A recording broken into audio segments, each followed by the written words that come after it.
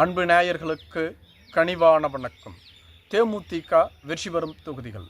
இந்த முறை எவரும் எதிர்பார்க்காத வகையில் தேமுதிக திமுக கூட்டணிக்கு வந்தது. திமுக கூட்டணியில் தேமுதிகவில் இரட்டை இலக்கத்தில் தொகுதிகள் ஒதுக்கப்பட்டிருந்தது. ஏற்கனவே பலகாலமாக திமுக கூட்டணியில் இருக்கக்கூடிய பல கட்சிகளுக்கு ஒற்றை இலக்கத்தில் தொகுதிகளை ஒதுக்கிய திமுக தலைமை தேமுதிகவிற்கு மட்டும் 10 தொகுதிகளை வழங்கியிருந்தது. இதுவே கூட்டணிக்குள் மிகப்பெரிய அதிருப்தியை உருவாக்கியிருந்தது. அது மட்டும் இல்லாமல் ஒரு ராஜ்சபா சீட்டையும் வழங்கிவிட்டார்கள். இப்படிப்பட்ட சூழ்நிலையில் தேமுதிக பெற்ற 10 தொகுதிகளில் எந்தெந்த தொகுதிகளில் வெற்றி வாய்ப்புள்ள தொகுதிகளாக அறியப்பட்டுள்ளது என்பதை காணலாம். மேலும் திமுக கூட்டணியில் இருந்த கமலஹாசனுக்கு இந்த முறை வாய்ப்பு வழங்கப்படவில்லை. இதேபோன்று விசிக இரட்டை இலக்கத்தில் தொகுதிகளை கேட்டாலும் அவர்களுக்கு ஒற்றை இலக்கத்தில் தான் தொகுதிகள் வழங்கப்பட்டிருப்பது நினைவிருக்கத்தக்கது. திருத்தணி சட்டப்பேரவை தொகுதி. இங்கு தேமுதிகவின் சார்பில் டி கிருஷ்ணமூர்த்தி அவர்களும் அதிமுகவின் சார்பில் ஜி ஹரி அவர்களும் போட்டியிடுகிறார்கள். ஏற்கனவே இங்கு திமுக போட்டியிட்டு வெற்றி பெற்றிருக்கக்கூடிய தொகுதி இது. 2021 20,253 வாக்குகள் வித்தியாசத்தில் திமுக கூட்டணி இங்கு வெற்றி பெற்றிருந்தது. 2024 நாடாளுமன்ற தேர்தலில் 45,698 வாக்குகளை திமுக கூட்டணி அதிகமாக பெற்றுள்ளது. தேமுதிக வெற்றி பெற வாய்ப்புள்ள தொகுதியாக இது அறியப்பட்டுள்ளது. தேமுதிகவிற்கும் இங்கு பலம் உள்ளது. பல்லாவரம் சட்டப்பேரவை தொகுதி. இங்கு தேமுதிகவின் சார்பில் டி முருகேசன் அவர்களும் அதிமுக கூட்டணியில் உள்ள ஐஜேகேவின் சார்பில் வெங்கடேசன் அவர்களும் போட்டியிடுகிறார்கள். 2021 திமுக கூட்டணி இங்கு 37,761 வாக்குகள் வித்தியாசத்தில் வெற்றி பெற்றிருந்தது. இதேபோன்று மக்களவைத் தேர்தலில் 50,616 வாக்குகளை அதிகமாக பெற்றிருந்தார்கள். ஐஜேகே இங்கு போட்டியிடுவதனால் தேமுதிகவிற்கு மேலும் பலம் அதிகரித்துள்ளதாக சொல்லப்பட்டு வருகிறது. வெற்றி வாய்ப்புள்ள தொகுதியாக பார்க்கப்பட்டு வருகிறது. போலூர் சட்டப்பேரவை தொகுதி. இங்கு தேமுதிகவின் சார்பில் சரவணன் அவர்களும் அதிமுக கூட்டணியில் உள்ள பாட்டாளி மக்கள் கட்சியின் சார்பில் CR பாஸ்கரன் அவர்களும் போட்டியிடுகிறார்கள்.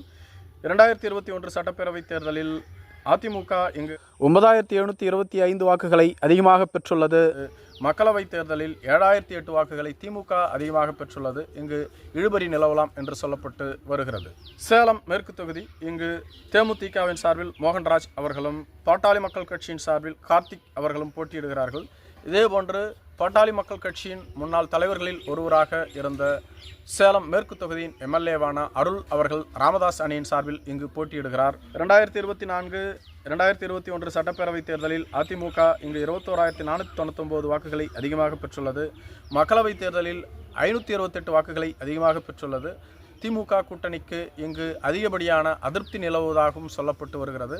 இங்கு தேமுதிக வெற்றி பெறுவதற்கு மிக கடுமையான இழுபறி நிலவும் என்று சொல்லப்பட்டு வந்தாலும் கூட பாமகவினுடைய வாக்குகளை பிரிப்பதற்காக அருள் அங்கு போட்டியிடுவதனால் அது தேமுதிகவிற்கு சாதகமாக மாறலாம் என்றும் சொல்லப்பட்டு வருகிறது.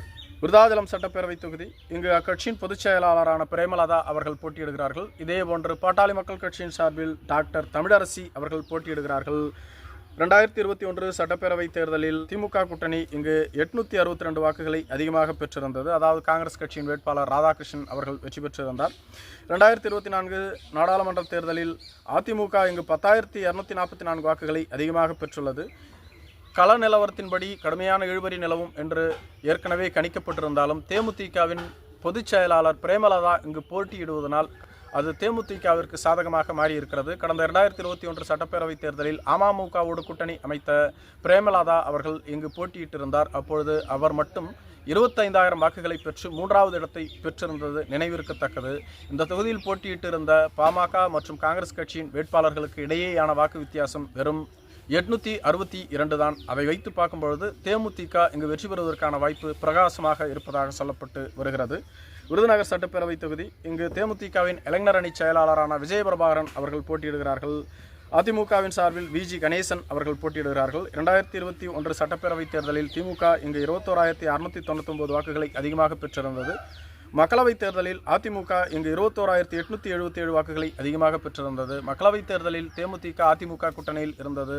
தற்பொழுது திமுக கூட்டணியில் இருக்கிறது. எப்படி பார்த்தாலும் இங்கு தேமுதிக வெற்றி பெறுவதற்கான வாய்ப்பு பிரகாசமாக இருக்கிறது.